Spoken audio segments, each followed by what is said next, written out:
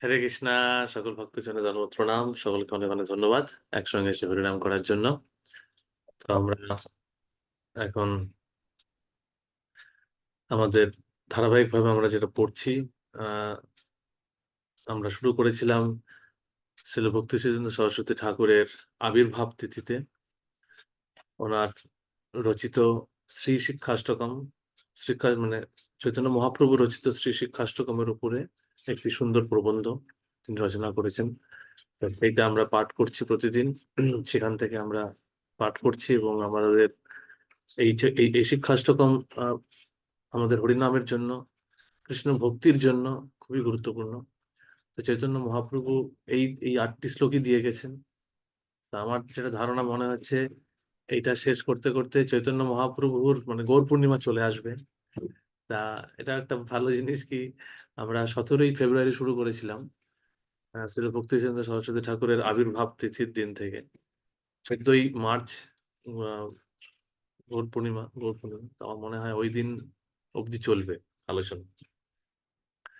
তো আমরা প্রথমে শিক্ষাষ্টকম, এই শিক্ষাষ্টকমটা পড়বো একসঙ্গে। আপনারা মিউটেড অবস্থায় পড়তে পারেন, তাতে কি হবে, রেকর্ডিং এর সুবিধা হয়, আর কিছু না। আর আপনারা পড়তে পড়তে মুখস্থ হয়ে যাবে। তারপর শুরু করি।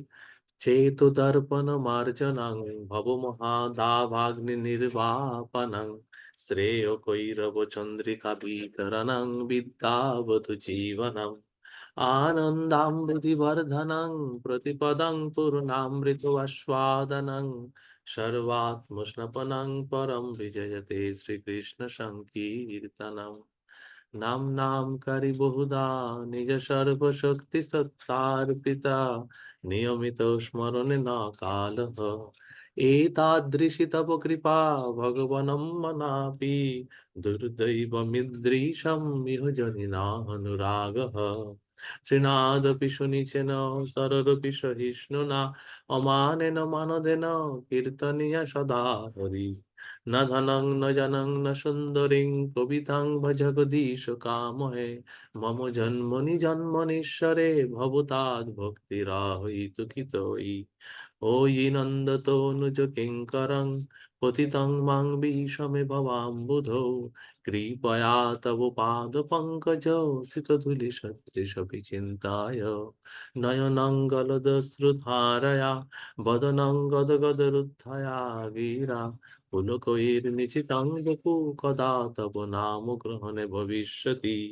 जुगायितं निमेषेण चक्षुषा प्रावृषाहितं शून्नाहितं जगत् सर्वं गोविन्दविरहेण मे आश्लिष्य वा पदरतां पिनष्टु माम् आदर्शनं मर्महातां करोतु वा यथा तथा विदधातु लम्पट मत प्राणनाथस्त स एव न पर। हरे कृष्ण कृष्ण कृष्ण हरे हरे, हरे राम राम राम हरे हरे। चैतन्य মহাপ্রভু কি জয়, চৈতন্য মহাপ্রভু শ্রেষ্ঠ কি জয়। তো আমরা আলোচনায় উম আমরা দ্বিতীয় শ্লোক হয়ে গেছে, তৃতীয় শ্লোক আমরা আলোচনা করছি। তৃতীয় শ্লোকের তৃতীয় শ্লোকের এই অবধি আমরা আলোচনা করেছি। আমরা আলোচনা করছি যে এই যে ত্রিনাদপি শুনিছেন তরোরপি সহিষ্ণুনা অমানেন মানবেন কীর্তনিয়া সদাহরি, কিভাবে আমরা এই স্তরে আসতে পারি। আর আরেকটা দিক এখানে আলোচনা করছেন ভক্তিচন্দ্র সরস্বতী ঠাকুর, যে এই স্তরে আসার ক্ষেত্রে কি বাধা, কেন আমরা এই স্তরে আসতে পারছি না, সেই নিয়ে আলোচনা করছেন। তো এখানে বলছেন, শ্রী শুদ্ধ বৈষ্ণবগণ নিজ নিজ আচার্য শ্রী গুরুদেব ও অপর বৈষ্ণবকে যে সকল সম্মানসূচক প্রতিষ্ঠার আরোপ করেন, তাহাদের মানদ ধর্ম হইতেই উত্থিত হয়।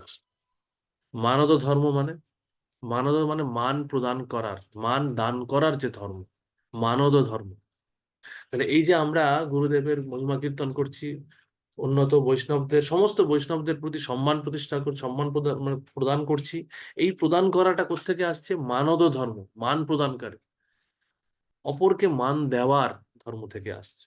আবার তাহাদের অনুগত জনের ভজনে উৎসাহ প্রদান করিবার জন্য যে সকল সমাদর ও গৌরব স্নেহাদি অভিব্যক্ত করেন, তাহা উহা শুদ্ধ ভক্তের অমানী স্বভাবের প্রকাশ মাত্র। অর্থাৎ একটা হচ্ছে অপরকে মান দেওয়া, আর এটা হচ্ছে নিজের মানের প্রতি উদাসীন থাকা। শুদ্ধ ভক্তের এই যে নিজের মানের প্রতি অমানেন মানদেন, অমানেন মানে নিজের মানের প্রতি সম্পূর্ণ উদাসীন। আমাকে কে সম্মান প্রদান করলো না করলো তাতে কোনো যায় আসে না। সেই জন্য সেই মনোভাব থেকে, সেই ধর্ম থেকে তারা কি করছে, অনুগত, তাদের যারা অনুগত তাদেরকে ভজনে উৎসাহ দিচ্ছে, তাদের সামান্য কোনো ভক্তিমূলক সেবাকে তারা সমাদর করছে, এবং তাদেরকে স্নেহাদি, স্নেহ, গৌরব স্নেহ, তাদেরকে গৌরবান্বিত করা হচ্ছে, আবার তাদেরকে স্নেহ দেওয়া হচ্ছে, স্নেহ দিয়ে আগলে রাখছে আমাদের। আমাদের আমরাও বরিষ্ঠ বৈষ্ণবদের অনুগত থেকে ভক্তি অনুশীলন করছি, এবং তার ফলে তাদের স্নেহ, স্নেহের মধ্যে থেকে আমরা ভক্তি অনুশীলন করছি। তারা আমাদেরকে আমাদের আমাদের সামান্য কিছু ভক্তিকে, সামান্য কিছু সেবাকে তারা সমাদর করছে। সেটা হয়তো কিছুই নয়, কিন্তু আমাদেরকে ভক্তিতে সেগুলো উৎসাহ প্রদানের জন্য করছে। প্রভুপাদ সেটা করেছেন। হ্যাঁ, আমাদের বর্তমান যারা বৈষ্ণব আছেন তারাও সেটা করছেন। মানে এইভাবে আমরা দেখতে পাই যে হ্যাঁ, কিভাবে আমরা আমরা ভক্তদের ভক্তদের উৎসাহের দ্বারা, এবং সেটা কারা কি করে সম্ভব হচ্ছে, সেটা হচ্ছে একজন শুদ্ধ ভক্ত যে অমানী স্বভাবের, যার মধ্যে হ্যাঁ, যার মধ্যে মান পাওয়ার, মানি হওয়ার, হ্যাঁ, সম্মানিত হওয়ার কোন রকম বাসনা নেই, অমানি স্বভাবে প্রকাশ মাত্র। তাহলে এটা একটা শুদ্ধ ভক্তের। শুদ্ধ ভক্তের একটা হচ্ছে মানদ ধর্ম, এটা হচ্ছে উন্নত বৈষ্ণবদের মান প্রদান করা, আরেকটা হচ্ছে অনুগতদের উৎসাহ দেওয়া, সমাদর করা, তাদের স্নেহ দেওয়া, সেটা হচ্ছে তাদের অমানী স্বভাবের প্রকাশ। শুদ্ধ ভক্ত তাদৃশ গৌরবাত্মক প্রতিষ্ঠাকে বড় প্রতিষ্ঠা না জানিয়া মূর্খের কটাক্ষ সহ্য করিয়াও নিজ সহনশীলতার পরিচয় দেন। এটা একটা গুরুত্বপূর্ণ বিষয়। শুদ্ধ ভক্ত এই প্রকার গৌরবাত্মক প্রতিষ্ঠাকে বড় প্রতিষ্ঠা না জানিয়া মূর্খের কটাক্ষ সহ্য করিয়া, অর্থাৎ অনেক সময় আমরা কি করি, শুদ্ধ ভক্তদের গৌরব, হ্যাঁ, গৌরব প্রদান করি, আমরা মহিমা কীর্তন করি, হ্যাঁ, কিন্তু তারা যখন এই মহিমা শোনে, তারা তখন সেটাকে কিভাবে নেয়, তারা সেটাকে সেই যে গৌরবের গৌরবান্বিত বাণী, গৌরবান্বিত কথা, এই যে গৌরবাত্মক প্রতিষ্ঠাকে তারা কোনো বড় প্রতিষ্ঠা বলে জানে না, মনে মনে তারা স্বীকারই করে না। তারা সেটিকে ভাবে যে যে এটাকে আমাকে সহ্য করতে হবে। হুম, এই এই যে এই যে আমরা যখন কোনো ব্যাস পুজোতে গুরুদেবের মহিমা কীর্তন করা হয়, তখন সে নিজেকে কিন্তু গৌরবের যোগ্য বা এই ধরনের মহিমার যোগ্য মনে করে না। হ্যাঁ, আমি তো ঠিকই, এই তো আমাকে বুঝতে পেরেছেন এতদিনে সব ভক্তরা যে আমারই গৌরব, হ্যাঁ, মহিমা কীর্তন করা উচিত, আমি মহিমা কীর্তন করার মতনই কিছু কার্য করেছি, এরকম তারা সত্যিকারের ভাবে না। শুদ্ধ ভক্ত এই প্রকার কোন রকম প্রতিষ্ঠাকে ভাবে না, বরং তারা ভাবে যে মূর্খের কটাক্ষ ভাবে তা। হুম, যে তারা জানে না যে আমার কি অবস্থা, আমি কে প্রকৃতপক্ষে, আমি কতটা পতিত তারা না জেনে মূর্খের মতন তারা আমাকে, হ্যাঁ, আমাকে গৌরবান্বিত করছে।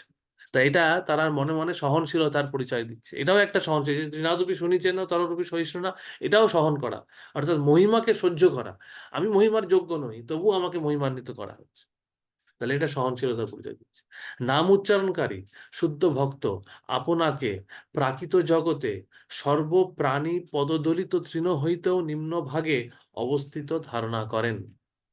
তাহলে এটা হচ্ছে বিষয়, যে একজন শুদ্ধ ভক্তই সেটা ধারণা করতে পারে। একজন শুদ্ধ ভক্ত সে ভাবে কি, যে সে সর্বপ্রাণীর পদদলিত তৃণ, তৃণের উপরে সমস্ত প্রাণীর পদদলিত করে চলে যায়, তার থেকেও সে নিম্ন অবস্থায় অবস্থান করছে। এই জন্য কৃষ্ণদাস কবিরাজ গোস্বামী বলেছেন হুম, যে জগাই মাধাই হইতে মুই সে পাপিষ্ঠ, পুরিশিরা কীট হইতে মই সে লোকিষ্ঠ।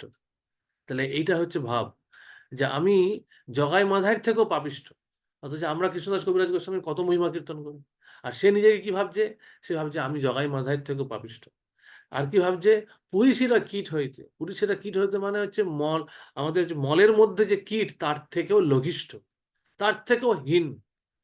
এখানে তো তাও মহাপ্রভু বলেছেন তৃণর থেকে লঘিষ্ঠ ভাবতে, সেটাকে আরো এক ধাপ এগিয়ে নিয়ে গিয়েছেন কৃষ্ণদাস কবিরাজ গোস্বামী। তিনি বলছেন আমি হচ্ছি সেই মলের মধ্যে থাকা কীটের থেকেও, মলের মধ্যে থাকা কীটের থেকে আর কি মানে মানে ঘৃণ্য বস্তু হতে পারে, তার থেকেও আমি আমি পতিত। তাহলে একজন শুদ্ধ ভক্তের শুদ্ধতার কোন স্তরে গেলে এটা এটা এটা কিন্তু শুধুমাত্র একটা কবিতা লেখার জন্য কৃষ্ণদাস কবিরাজ গোস্বামী লেখেননি। তিনি সত্যি সত্যি সেটা অনুভব করছেন, এবং সেই অনুভব থাকার জন্য, সেই বিনম্রতা থাকার জন্যই কিন্তু আজকে কৃষ্ণদাস কবিরাজ গোস্বামী এত সুন্দরভাবে মহাপ্রভুর, নিত্যানন্দ প্রভুর সমস্ত গৌর পার্শ্বদের মহিমা কীর্তন করে তিনি এত সুন্দর চৈতন্য চরিতামৃত রচনা করেছেন, যা আজকে সারা বিশ্বের মানুষ সেটি পাঠ করছে এবং তার দ্বারা তারা অনুপ্রাণিত হচ্ছে। তা আপনাদের কাছেও অনুরোধ, আপনাদের কাছে যদি চৈতন্য চরিতামৃত না থাকে, এই সামনে গৌর পূর্ণিমা আসছে, এই উপলক্ষে যত তাড়াতাড়ি সম্ভব এই চৈতন্য চরিতামৃত সংগ্রহ করুন এবং চৈতন্য চরিতামৃত পাঠ করা শুরু করুন, গৌর লীলার মধ্যে প্রবেশ করা শুরু করুন। কারণ আমাদের সুবিধা হচ্ছে আমরা বাঙালি, আমরা চৈতন্য মহাপ্রভুর এই সুন্দর লীলা পাঠ করতে পারি, বিশেষ করে আদি লীলার আদি খণ্ডের যে সপ্তম অধ্যায় সেটা আমরা পাঠ করতে পারি। সেটিতে খুব সুন্দর ভাব, সেটা পাঠ করাটা খুব সরল সহজ ভাবে অনেক গুরুত্বপূর্ণ তথ্য আমরা পাবো, শিক্ষা এখন লাভ করতে পারবো। তা এটা হচ্ছে ধারণা যে শুদ্ধ ভক্ত সে নিজেকে সর্বপ্রাণী পদদলিত তৃণের থেকেও নিম্ন ভাবে। শুদ্ধ ভক্ত আপনাকে কখনোই বৈষ্ণব বা গুরু জ্ঞান করেন না, তিনি আপনাকে জগতের শিষ্য ও সর্বাপেক্ষা জানেন।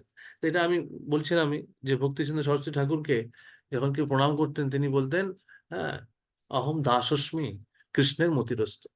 তিনি বলতেন যে আমি আপনার দাস, কৃষ্ণে আপনার মতি হোক, এই কথা তিনি বলতেন সবসময়। তাই এটাই হচ্ছে এখানে তিনি বলছেন, তিনি কখনো নিজেকে গুরু ভাবেন না, বৈষ্ণব ভাবেন না, তিনি আপনাকে জগতের শিষ্য সর্বাপেক্ষা ভাবেন।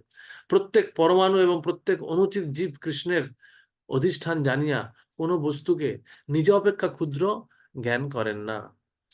তো প্রত্যেক পরমাণু এবং প্রত্যেক অনুচিত জীব কৃষ্ণের অধিষ্ঠান জেনে, তাহলে একজন শুদ্ধ ভক্ত সবকিছুকে ভগবানের সঙ্গে সম্পর্কিত করে দেখছে, যে সবকিছুই ভগবানের অংশ জেনে কোনো কিছুকেই ক্ষুদ্র জ্ঞান করেন না, শুধুমাত্র নিজেকে ক্ষুদ্র জ্ঞান করেন। নাম উচ্চারণকারী জগতে কাহারও নিকট কিছুরই প্রার্থী নহেন, তাহলে তিনি কারো কাছ থেকে কিছু আশা করেন না। অপরে তাহার হিংসা করিলে তিনি কখনো প্রতিহিংসা করেন না, উপরন্তু হিংসাকারীর মঙ্গল প্রার্থনা করেন। তা এটা কত বড় উদারতা থাকলে, কত বড় শুদ্ধতা হৃদয়ে থাকলে, যে একজন যে প্রতিহিংসা করছে, যার সঙ্গে যে যে যে যে সেই বৈষ্ণবের প্রতি হিংসা পরায়ণ, তার জন্য সেও প্রার্থনা করছে। প্রতিহিংসা তো দূরের কথা, সেই হিংসাকারীর প্রার্থনা করছে। কীর্তনকারী কখনো শ্রী গুরুদেব প্রাপ্ত প্রণালী তাহা পরিহার পূর্বক নবীন মত প্রচার বাসনায় মহামন্ত্র হরিনামের পরিবর্তে কাল্পনিক নাম লইয়া ছড়া সৃষ্টি করেন না। আরো গুরুত্বপূর্ণ বিষয় একটা লিখছে, যে গুরুদেবের দেওয়া এই যে এই যে নাম এই যে নাম নেওয়ার যে প্রণালী, সেটিকে পরিত্যাগ করে, পরিহার করে, হ্যাঁ, নতুন কোনো হরিনামের সম্বন্ধে কাল্পনিক কিছু নাম রচনা করা এবং সেই নিয়ে কিছু বলা, এরকম কিছু বলেন না। অর্থাৎ যথাযথভাবে প্রচার করেন, গুরুদেব যেইভাবে বলে গেছেন সেইভাবে তার পদাঙ্ক অনুসরণ করে করেন, গুরু পরম্পরার ধারায় তিনি চলেন। শ্রী গুরুদেবের অনুগমনে শ্রী নামের মহিমা কীর্তন আদি প্রচার মুখে গ্রন্থ রচনা ও কীর্তন করিলে বৈষ্ণবের সুনিচতার ব্যাঘাত হয় না। শ্রী গুরুদেবের অনুগমনে, গুরুদেবকে অনুসরণ করে, তার পদাঙ্ক অনুসরণ করে, অনুকরণে নয়, অনুগমনে শ্রী নামের মহিমা কীর্তনাদি প্রচার মুখে প্রচার করার জন্য গ্রন্থ রচনা ও কীর্তন করলে বৈষ্ণবের সুনিচতার ব্যাঘাত হয়। অর্থাৎ গুরুদেবের অনুগমন করে যদি এই নামের মহিমা নিয়ে প্রচার করার জন্য কোনো গ্রন্থ রচনা করে কেউ, সেটা কিন্তু এক ধরনের গ্রন্থ রচনা এবং কীর্তন করলে বৈষ্ণবের সুনিচতার ব্যাঘাত হয় না, অর্থাৎ সেটা কোনো নিচতার কোনো পরিচয় হয় না। কপটতার উদ্দেশ্যে লোক প্রতারণার জন্য নিজের সরলতার অভাববশত কপট দৈন্যক্তি ও ব্যবহার সুনিচতার পরিচায়ক নয়। আমরা আজকে এখানে বিরাম দিচ্ছি, এই অংশটা অনেকটা আছে, আজকে আমি ভাবছিলাম শেষ হবে না, আমরা আগামীকালে শেষ করব।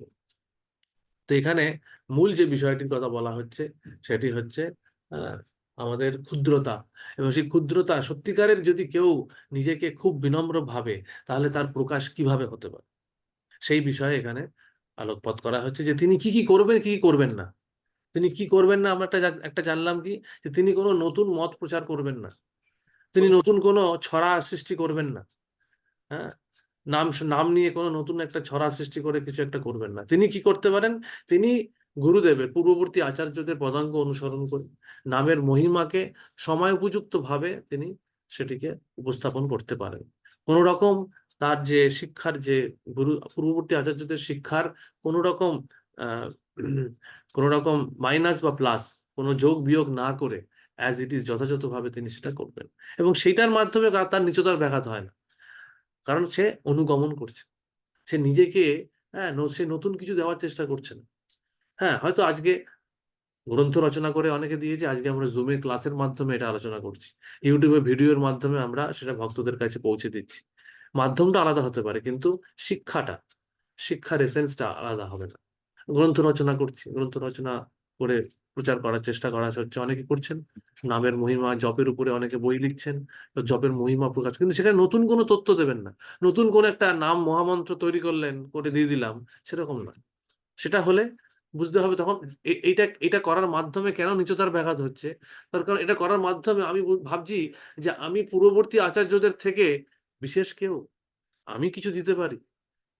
সেই বিশেষ ভাবার জায়গাটার মাধ্যমে, সেই বিশেষ ভাবার মাধ্যমে আমি এমন কিছু দেব যেটা আগে কেউ দেয়নি। এই যে ভাবনাটা, এই ভাবনাটা কিন্তু অহংকার থেকে আসছে।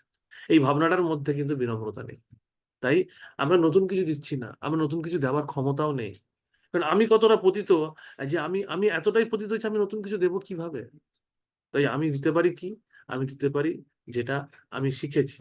সেটাকে আমি সুন্দরভাবে হয়তো কিছু উদাহরণ দিলাম, যেটা সময় উপযোগী উদাহরণ, যে উদাহরণটার সঙ্গে সকলে রিলেট করতে পারবে, সকলের কাছে যেটা প্রাসঙ্গিক মনে হবে, এরকম কিছু উদাহরণ দিতে পারি। এর থেকে বেশি কিছু দেওয়ার ক্ষমতা নেই আমার।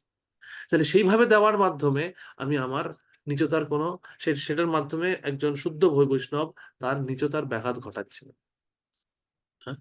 তা সেটা আমাদের বুঝতে হবে যে আমরা কি, কি করণীয়, কি, কি করতে পারি যেটার দ্বারা আমাদের বিনম্রতা, আমরা আমরা নিজেদের অহংকারকে প্রকাশ করব। সেই জিনিসগুলি এখানে বলার চেষ্টা হয়েছে। শ্রী ভক্তিবিনোদ সরস্বতী ঠাকুর কি জয়, শ্রী প্রভুপাদ কি জয়, গৌর ভক্তবৃন্দ কি জয়, হরিনাম প্রভু কি জয়, হরে কৃষ্ণ কৃষ্ণ কৃষ্ণ হরে হরে, হরে রাম রাম রাম হরে হরে।